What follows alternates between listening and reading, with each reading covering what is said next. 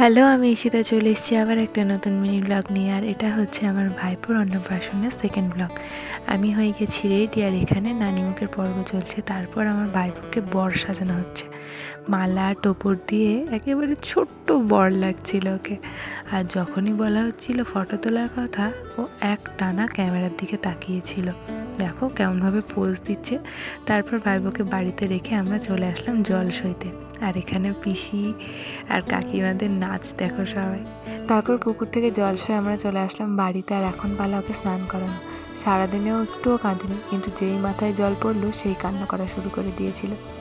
ওকে থামিয়ে তারপর ওকে বরের পোশাক পরিয়ে বরণ করে নেওয়া হলো।